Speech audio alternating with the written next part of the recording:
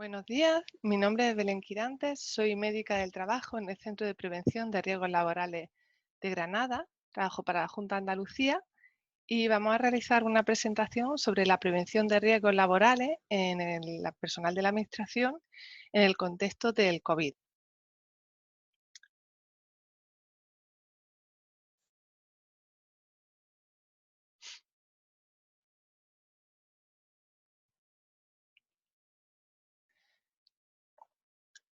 Bien,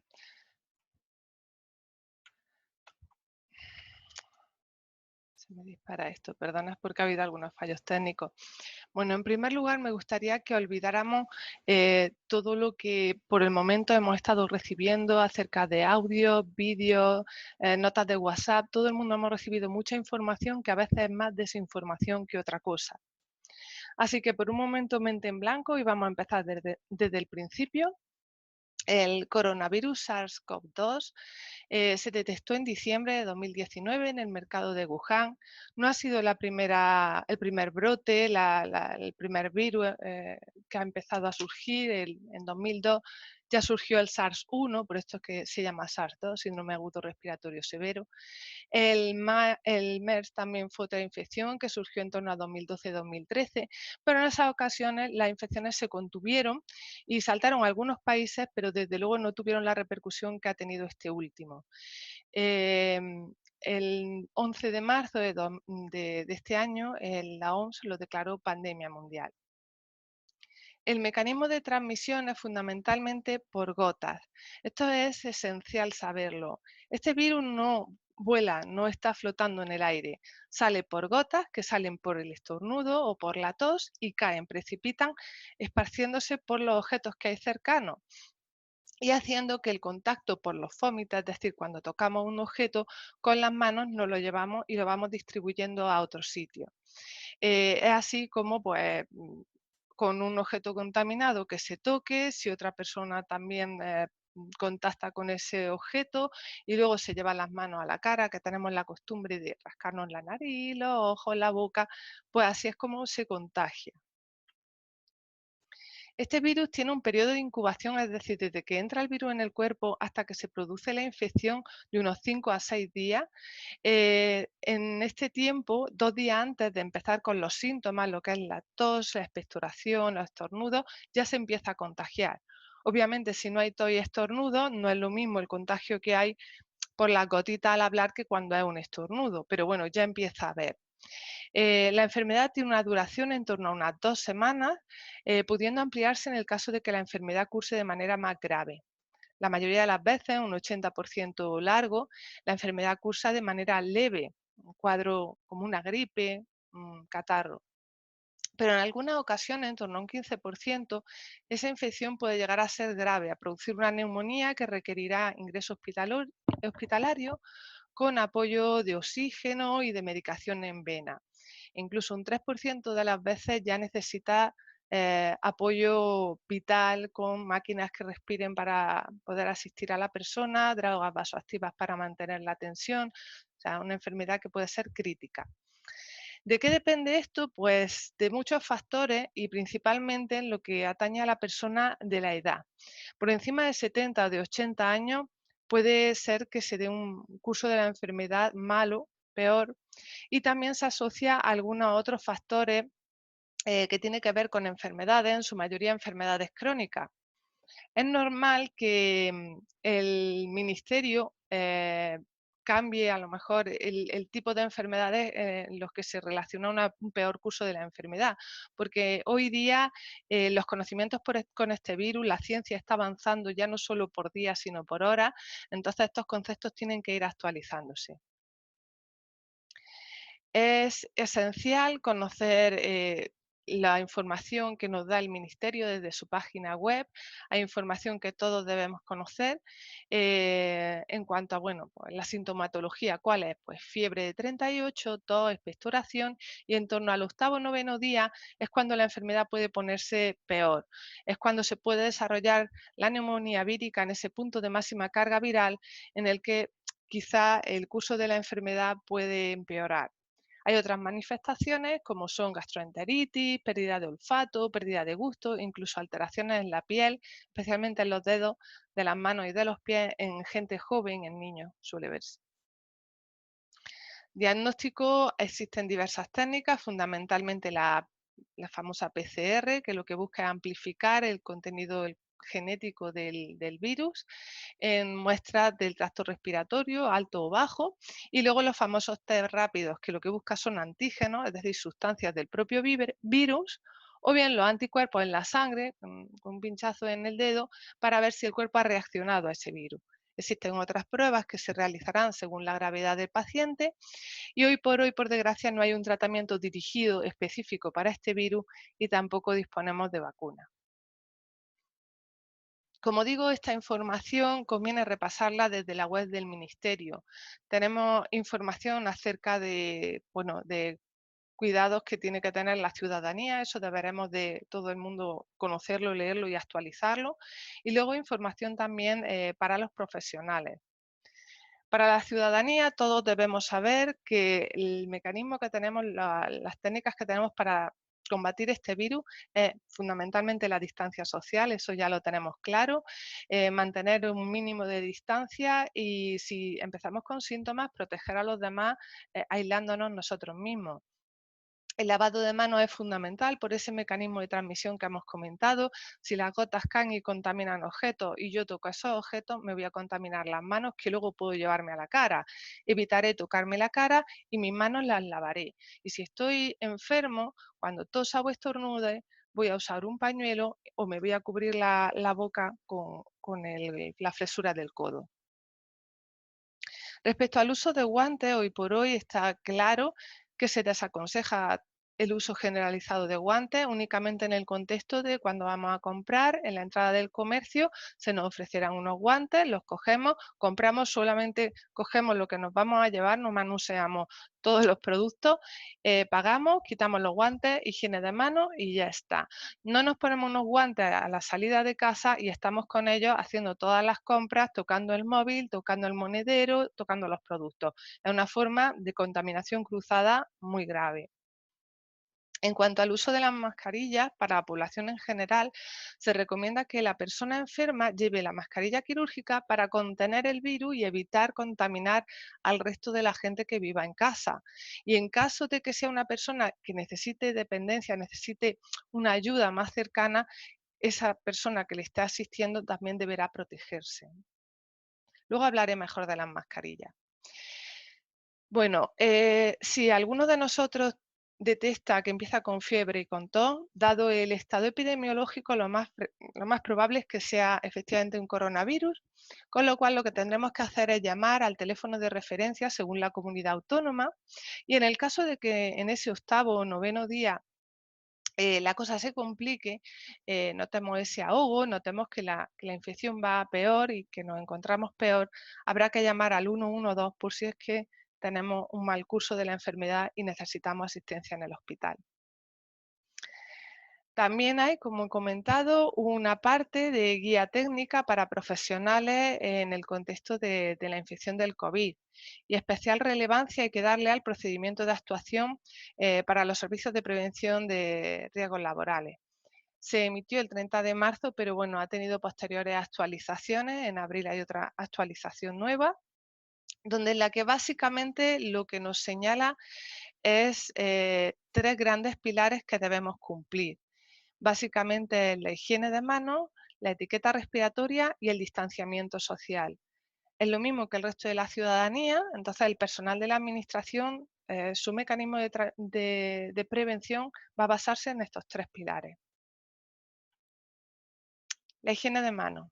Para empezar, las manos tienen que estar desnudas. Las manos no van a llevar ni anillos, ni pulseras, ni relojes. Tenemos que ser un poquito austeros ahora y llevarlas desnudas. Las uñas sin pintar, sin ningún tipo de producto, bien recortaditas. Y lo que vamos a hacer es lavarla o bien con jabón o con hidroalcohol. Alternativas al jabón tenemos jabón sin DET, que es el llamado jabón sin jabón, es mucho más suave con la piel, es el típico jabón de pieles atópicas, puesto que vamos a lavarlas mucho es posible bueno, que nos la dañemos y la barrera cutánea hay que mantenerla bien. También tenemos jabón líquido o jabón sólido. El jabón lo que hace con la frotación es emulsionar y puesto que la cubierta del virus es de grasa, por así decir, lo que vamos a hacer es destruirlo de esa manera. Con el hidroalcohol, al frotar, lo que vamos a hacer es desecar el virus, pero hay que hacerlo bien y para ello necesitamos frotar bien las palmas, los dorsos de las manos, entre los dedos, cada uno de los dedos, el dedo gordo, uno y otro, la base de la mano y las puntas. Especial incidencia en los laterales de los dedos y también en lo que es todo el surco de la uña, que suele ser lo que siempre se suele quedar peor. Lavado con agua y jabón de al menos 1 minuto y con hidroalcohol de 40 segundos. ¿Cuándo hay que lavársela? Antes y después de tocarnos la cara, antes para no contaminarnos, después por si nosotros tenemos el virus, no contaminar el ambiente. Cuando vamos a manipular alimentos, cuando vamos a comer, ir al aseo y por supuesto cuando estornudamos. La etiqueta respiratoria, bueno, esto es básico de educación o debería serlo. Simplemente si vamos a estornudar o toser, cubrirnos con un pañuelo o bien con la flexura del codo, como he comentado, y siempre después higiene de manos. Y cuando nos vayamos a tocar los ojos porque nos pica o siempre lavado de manos antes y después. Bien. Ahora las medidas de protección, digamos, de distanciamiento social. Esto es ya para la administración, vamos, distanciamiento social supone tener una distancia de 1 metro o 2 metros con el resto de las personas.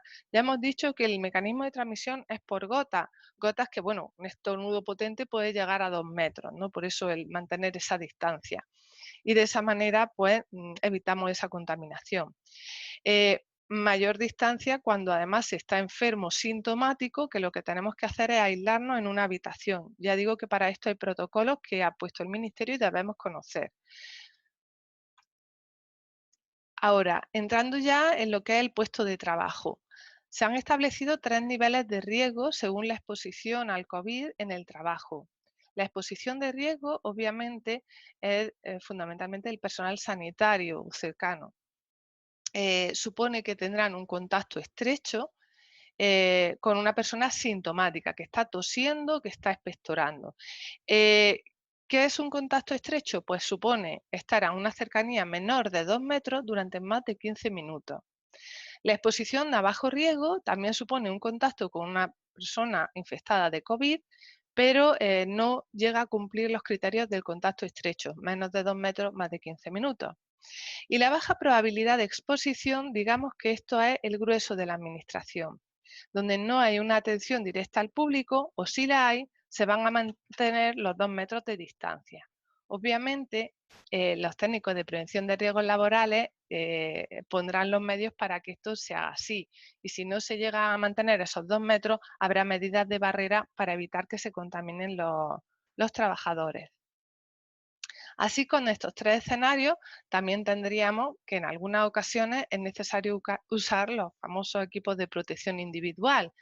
Cuando hay una exposición de riesgo, pues en función del tipo de riesgo se usará un equipo u otro, del mismo modo cuando son incluso de bajo riesgo, y en el grueso de nuestros trabajadores de la administración, en general, no es necesario usar un equipo de protección individual, es decir, algo que nosotros llevamos encima en el cuerpo, salvo ciertas circunstancias y todo vendrá determinado por la evaluación específica del riesgo laboral. Eso es un trabajo que van a realizar los técnicos, los asesores técnicos de prevención de riesgos laborales.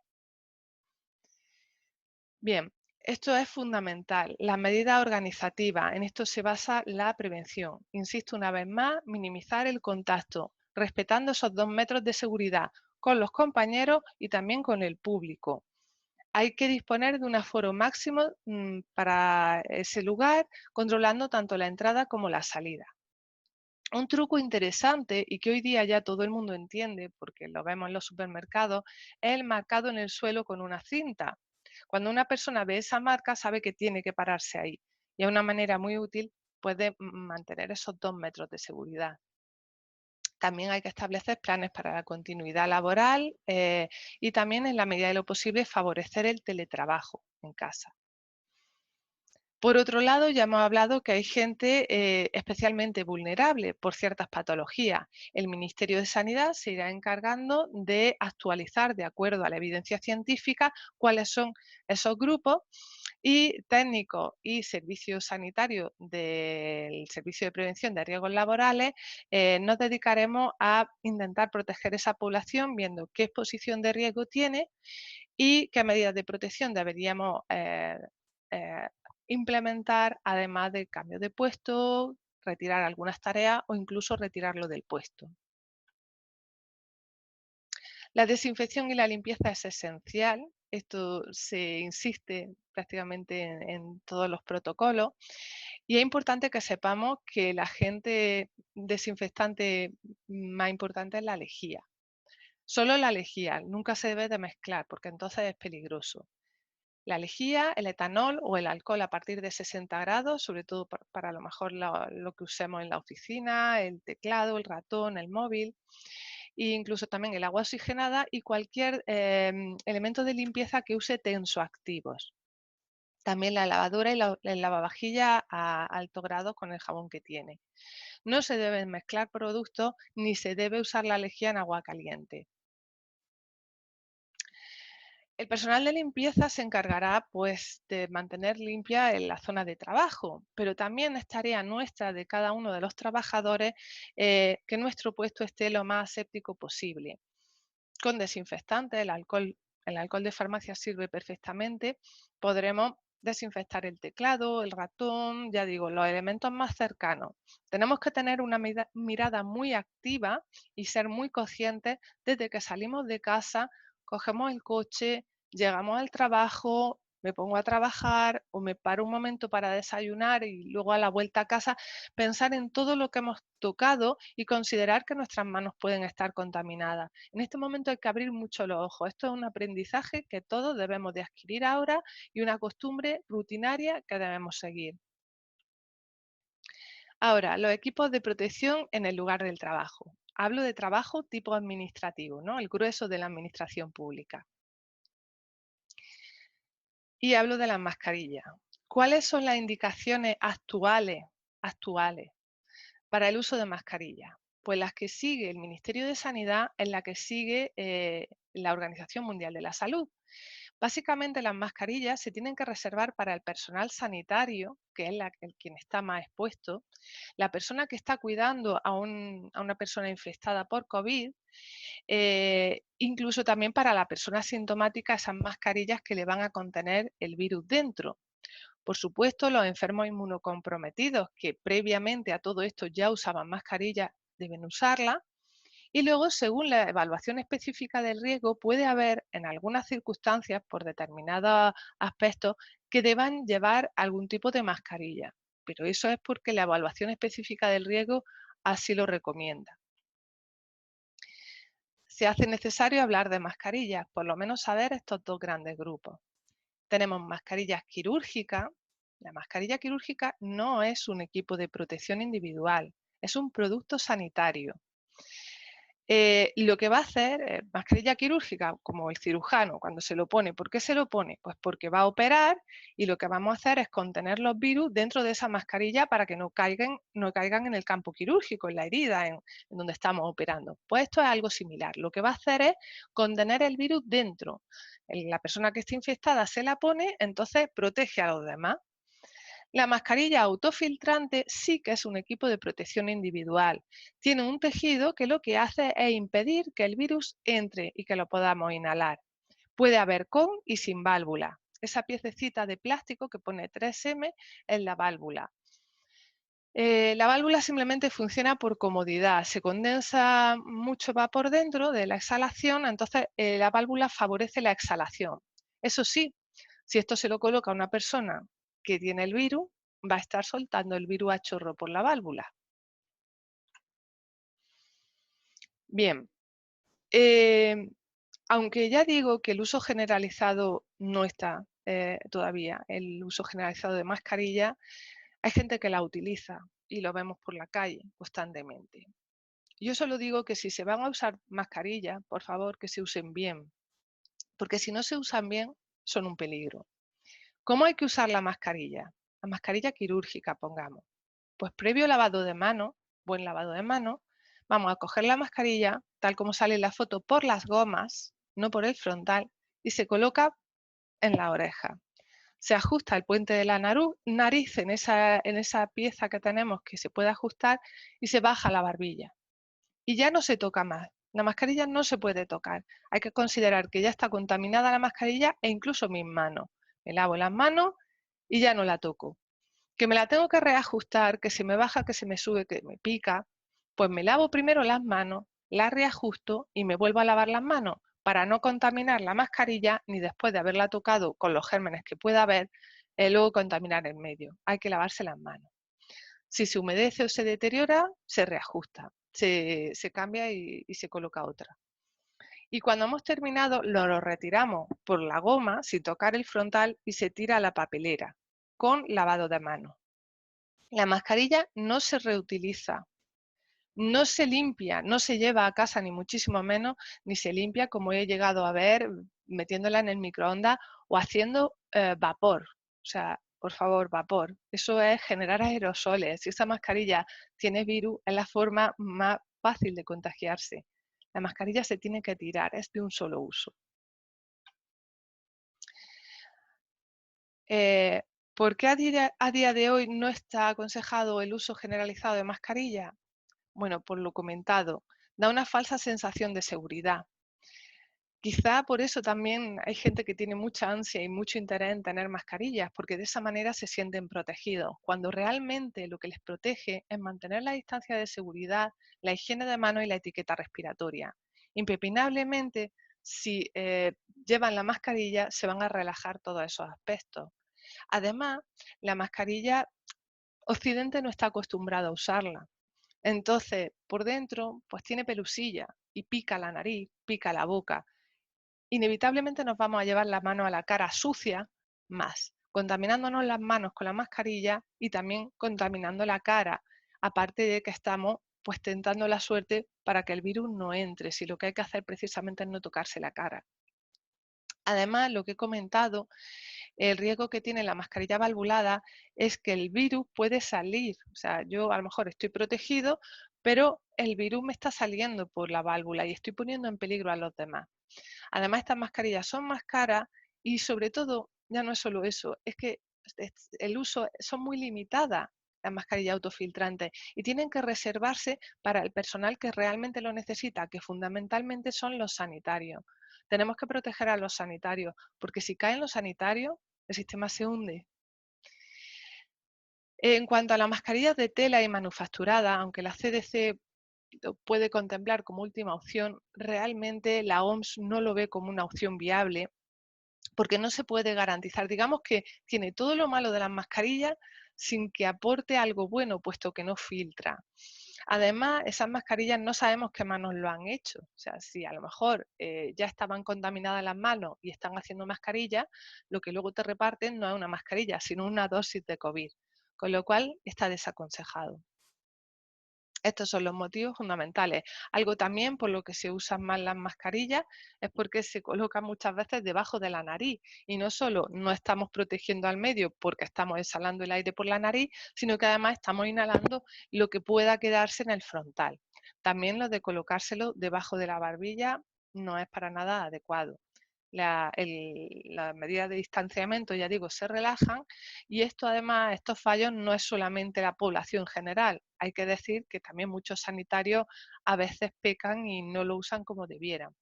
Mucha gente ha hecho acopio de este tipo de mascarillas autofiltrantes, donde en realidad deberían de estar en el medio sanitario porque son el personal que realmente está más expuesto. Además, esta familia, esta gente reutiliza esa mascarilla. Es importante saber que el virus en ese tejido aguanta una semana. Lo que estamos haciendo es aumentar nuestro riesgo. Respecto al uso de guantes, creo que ya es obvio, pero favorece la contaminación cruzada. No está para nada indicado el uso de guantes porque es inevitable si salimos con los guantes desde casa, nos creemos que de alguna manera estamos protegidos y no cuidamos lo que estamos tocando ni la higiene de manos. Por cierto, sobre el guante no se debe usar solución hidroalcohólica, no se puede limpiar. El guante se usa y se desecha, pero se usa quien tiene que usarlo de acuerdo a su puesto de trabajo. Y también algunos sanitarios deben de tener en cuenta la situación en la que estamos, y es cierto que a veces nos relajamos y eso de usar el móvil con mascarilla y con guantes para nada está indicado. Hay mucha contaminación cruzada con los guantes y desde luego no está indicada. Así que hoy por hoy insistiré una y otra vez las medidas básicas de protección en la distancia social, el lavado de manos y la etiqueta respiratoria. Esto es a fecha de hoy, la ciencia evoluciona y la situación epidemiológica también. Es posible que en un futuro el uso de mascarillas se extienda. Yo solo pido, efectivamente, que si se usa, se usen bien, se usen de acuerdo a esto. Y si una persona no es capaz de usar así las mascarillas, mejor que no las utilice, porque si no, se va a poner en peligro a él mismo y a los demás. Desde luego, si al final se recomendara el uso de las mascarillas de manera generalizada, supondría que el contexto epidemiológico es tan malo que se sobrepasa, digamos, el riesgo-beneficio del uso de la mascarilla eh, en el contexto epidemiológico nefasto en el que podríamos encontrarnos. Y desde luego no es un escenario que para mí sería de celebrar. En cualquier caso, bueno, pues hasta aquí la presentación. Espero que haya sido útil y bueno, si hay alguna pregunta, estoy atenta al chat.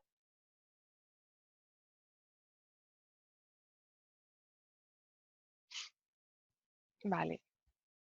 Me preguntan, Teresa Moro, buenos días. ¿Se ha evaluado el riesgo del uso de vehículos oficiales? Bueno, los técnicos de prevención de riesgos laborales, efectivamente, es su trabajo y en ello están. Ayer estuve hablando con algunos de los compañeros y sí, se están planteando alternativas, aparte de que el uso ahora es individual, eso se está haciendo, me consta que se está haciendo. Es trabajo que realizarán los técnicos de prevención. Más preguntas. Marisa, ¿son útiles las mascarillas que nos confeccionamos en casa con tejidos normales? Creo que ha quedado medio claro. Yo entiendo que uno quiere sentirse protegido y que piense que llevar una mascarilla puede ayudar, pero no, porque nos va a hacer relajarnos en las otras medidas y sobre todo no tiene ninguna garantía. Marilo Gamero, ¿se puede desinfectar las mascarillas? De ninguna manera. A ver, matizo.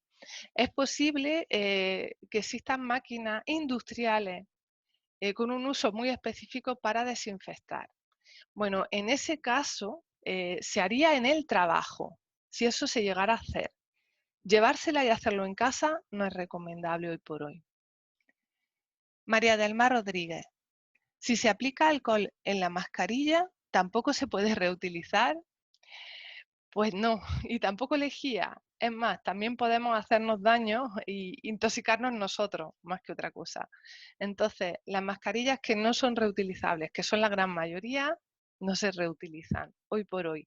Hay algunas medidas que, además, el propio procedimiento que he puesto ahí, bueno, trucos para intentar prolongar la vida de las mascarillas. Por ejemplo, la ultrafiltrante, se puede poner una mascarilla quirúrgica encima y se prolonga la vida, pero porque la estamos protegiendo con la quirúrgica. Pero esto es medio hospitalario, ¿vale? O sea que en principio no debiera.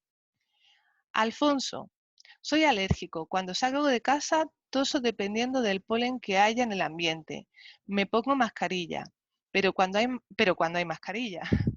Me pongo un alzacuello y bufanda para taparme nariz y boca. ¿Sirve de algo? Porque mascarilla no hay. Ya, por desgracia, es lo que hemos comentado. También hay gente inmunodeprimida que debido un poco a la histeria y al acopio que ha hecho mucha gente de mascarilla, pues ahora hay gente que la necesita y no tenéis. Bueno, ya sabes que eso no filtra lo adecuado. Tal como está la situación, a lo mejor salir de casa lo menos posible sería lo adecuado. Esperemos que aumente el stock, sobre todo para la gente que tenéis otras enfermedades y las necesitáis. Carlos Jaén, ¿cuál es el tiempo de prevalencia del virus en los objetos y ropa? Bueno, hay documentación científica al respecto. Depende del tejido, depende del material. pero puede ser de horas, incluso hasta días. Jesús, ¿podría alguien explicar cómo se debe tocar el grifo antes y después de lavarse las manos para evitar esa fuente de transmisión? Bueno, depende. Si hablamos del grifo de casa, pues entendemos que estamos limpiando la casa y que desinfectamos. Eh, fuera, por ejemplo, en el contexto de un lugar de trabajo, que si tenemos una fuente de agua y jabón, pues lo ideal sería lavarse ahí. Pues podríamos hacerlo con el codo. Por ejemplo, a la hora, sobre todo, bueno, cuando al abrirlo igual no pasa nada, pero a la hora de cerrarlo, ya que tenemos las manos limpias, pues acostumbrémonos a cerrarlo con el codo si es posible. A ver, Purificación Jiménez ha dicho que los que tuvimos un cuadro vírico en febrero, bueno, yo no he dicho eso, han dicho que los que tuvimos un cuadro vírico en febrero podría ser COVID-19. ¿Cómo podríamos cerciorarnos? Bueno, pues entre otras pruebas que se ha comentado, estos test rápidos también tienen estas pruebas de anticuerpos, lo encontraré, para saber la reacción inmune que ha quedado en el cuerpo después de una infección. Hay distintos anticuerpos, IgM, IgG, que dan una idea de si estamos en una fase aguda de la infección o si ya la hemos pasado. Se haría por serología, cuantificando cuántos anticuerpos tenemos. Lo que pasa es que hoy día no sabemos cuál es el nivel de anticuerpos que inmuniza y si efectivamente hay inmunidad. Es de esperar que sí, como el resto de los virus de ARN, pero no hay nada confirmado. ¿Y qué más? Y bueno, de todas maneras, precisamente porque no sabemos si eso inmuniza del todo, tampoco es conveniente confiarse y aunque hayamos pasado la infección, deberemos de mantener las mismas medidas de prevención. Más cosas, Carmen, yo me he hecho una mascarilla doble con un filtro dentro, es útil. La manufacturada yo hoy por hoy no la recomiendo. El CDC dice que como ultimísima opción, pero no es recomendable. La OMS no lo establece así. A ver, más preguntas. Inmaculada. ¿La colonia sirve de limpieza para nuestro equipo de pantalla de visualización de datos? No llega a tener 60 grados de alcohol, entonces se queda corta. Lo suyo es tener al menos, lo ideal es el alcohol de farmacia. Juan Moreno pregunta, ¿se sabe si el virus a ver, perdón, que ¿se sabe si el virus ha sido creado en el laboratorio o no? No, francamente lo dudo. La naturaleza no necesita, está descartado, ¿no? También se han hecho estudios, ya se ha visto, y de hecho de haber sido un virus de laboratorio está muy mal hecho, es la conclusión de la mayoría, pero de la mayoría de los científicos. Estas cosas pasan. Como digo, no es el primer brote que ha habido más, pero el primero que nos afecta a nosotros, primermundistas europeos, y que ha puesto un poco el mundo en jaque. Pero no, desde luego no tiene pinta de esto de ser de humano. María Esther, en nuestro trabajo se hace la limpieza diaria. No se hace la limpieza diaria. ¿Qué podríamos hacer? Pues bueno, reclamarla. Esto me extraña mucho, no sé qué trabajo es, pero sí se debe de limpiar y desinfectar con lejía, reclamarlo desde luego al responsable. Pilar Ropero. Entonces lo de limpiar la suela de los zapatos con lejía tampoco sirve. Yo no he dicho que no sirva, al contrario, al entrar, desde que salimos de casa, vamos al trabajo hasta que volvemos, desde luego, claro, hay que tener medidas de prevención y cuidado. Y a lo mejor una manera muy útil es tener en un bote agua, el típico bote de limpiacristales que se vacíe, se le rellena agua, se pone 1 o 2 cucharaditas de lejía y con eso se puede pulverizar perfectamente la suela del zapato. Y a propósito de los zapatos, buena pregunta, conviene usar los mismos, ¿vale? No estar cambiándolo, hay que ser un poquito más austero, entonces seleccionamos el abrigo y los zapatos que generalmente usemos para ir fuera, porque no sabemos si podemos estar contaminándonos. Vamos a ver, Teresa, se está haciendo diagnóstico COVID en la red de laboratorio de sanidad animal de la Comunidad Autónoma de Andalucía. La verdad que lo desconozco. Ahora mismo desconozco ese dato. Que yo sepa, el Servicio Público de Salud. Vicente, ¿la luz ultravioleta del sol mata el virus? Que se sepa o que yo haya leído, no. Al parecer no, o por lo menos no está tan claro.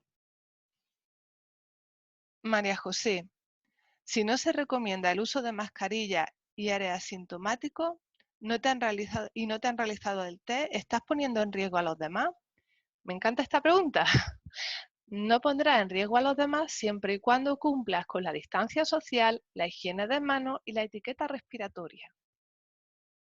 Eso en el contexto epidemiológico de hoy día. Ya digo que esto podría variar, espero que no, porque si cambia y ahora todo el mundo tenemos que usar mascarilla, para mí no sería algo para celebrar. Eso es porque sería un mal dato.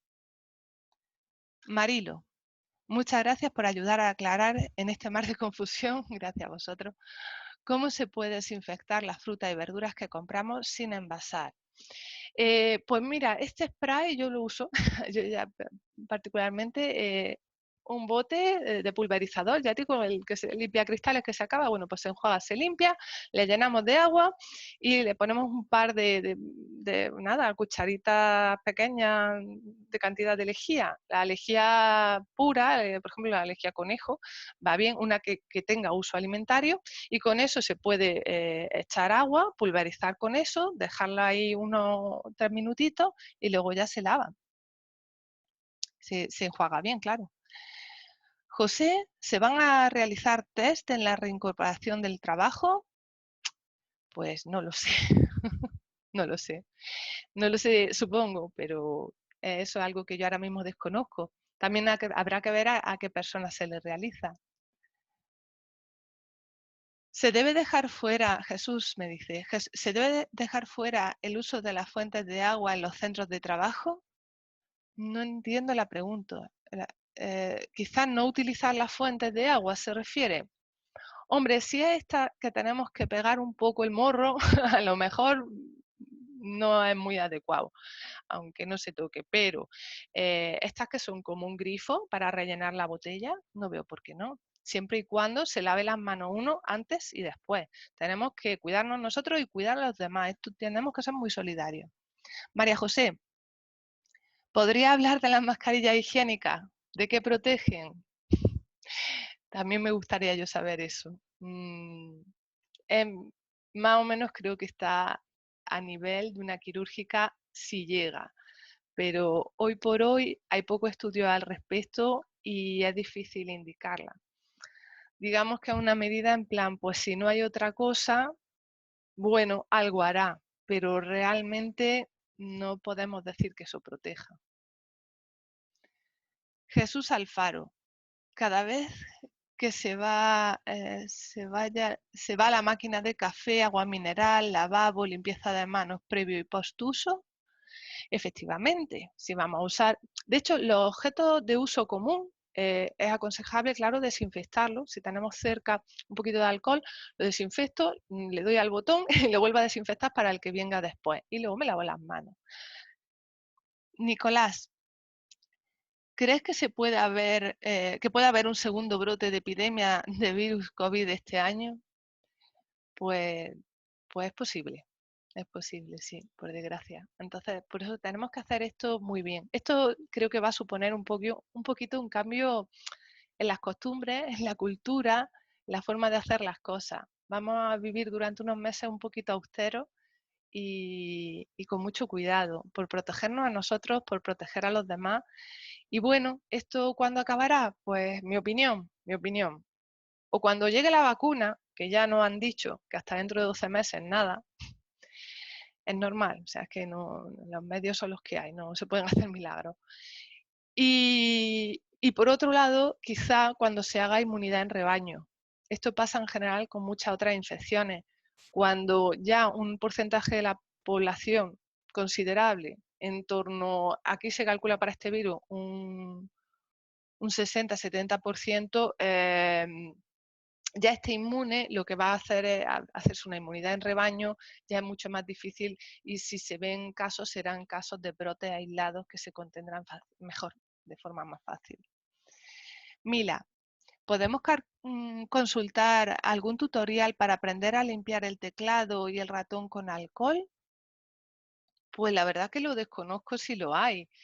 Y bueno, con un algodón, echando el alcohol y bueno, generar el teclado. No hay que estropearlo tampoco.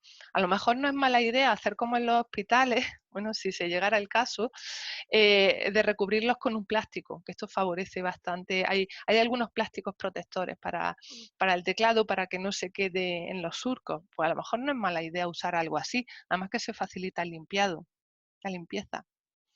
Elena, entonces todo el mundo está haciendo, que está haciendo mascarillas de tela con filtro, ¿lo está haciendo mal? A ver, eh, es buena la intención. Y ojo, que el CDC dice que mejor que nada algo hará. Eso es lo que nos dice. Pero también es cierto que si no se hace con las medidas asépticas y con el material adecuado, pues realmente no conseguimos el efecto que pretendemos. El Ministerio de Industria publicó una guía para realización de mascarillas.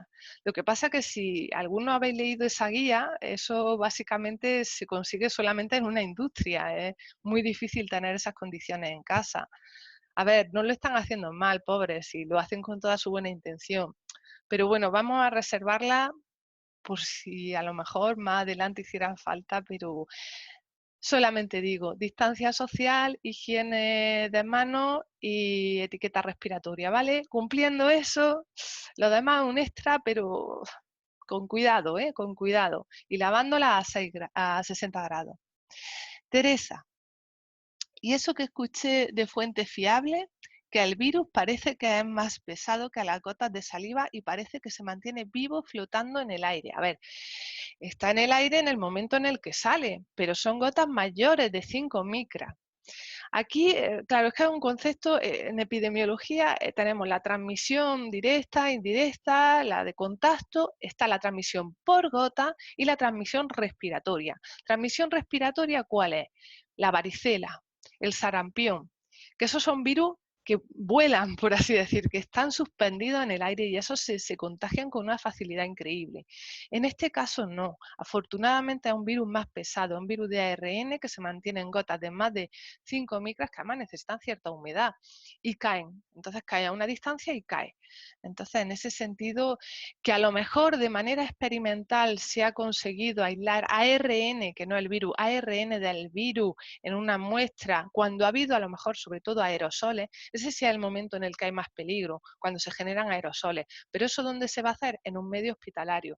Es por eso que nuestros sanitarios necesitan una protección mayor cuando se hace una intubación, una expiración orotraqueal y demás. Mila López, en mi oficina tenemos que compartir un teléfono para 4. ¿Cómo lo desinfectamos para cada uso? No es muy aconsejable eso, la verdad. Lo primero sería buscar otra alternativa. No es aconsejable compartir elementos y más como un teléfono que te lo llevas a la cara. Pues sería con alcohol de a partir de 60, antes y después, además de los botones y todo, pero yo, si es posible, que cada uno tenga el suyo. Enrique Ángel, los productos desinfectantes que no lleven lejía son útiles siempre y cuando lleven tensoactivo o sea alcohol, o, por ejemplo, los limpiacristales. Los limpialentes, por ejemplo, de las gafas, son utilísimos para limpiar el móvil y no estropearlo. Entonces, teniendo tensoactivos, que eso es, digamos, el jabón que emulsiona la envuelta del lípido, también eso lo elimina. Luis Miguel, ¿podría repetir en qué consiste la etiqueta respiratoria? Pues que cuando vamos a estornudar, lo hacemos sobre un pañuelo en la flexura del codo y luego nos lavamos las manos. O sea, yo creo que esto es básico y deberíamos de haberlo hecho toda la vida, pero bueno. Y ya creo que no hay más. La última ya. Maipadilla me dice, tengo una enfermedad autoinmune. La vuelta a la normalidad se hará la vuelta progresivamente teniendo en cuenta los grupos y los sectores económicos. Indudablemente, claro que sí, pero bueno, independientemente de eso, si tenemos alguna enfermedad que está dentro del grupo los grupos de riesgo que considera el Ministerio, en ese caso lo que hay que hacer es bueno, pues consultar con el Servicio de Prevención de Riesgos Laborales para intentar o adaptar el puesto o restringir tareas o que te tengas que quedar en casa, pero eso deberás consultarlo con tu centro de prevención de riesgos laborales. Bueno, pues creo que por mi parte ya está. Espero que haya sido entretenido y haya sido útil. Y un saludo a todos. Muchas gracias por haber venido.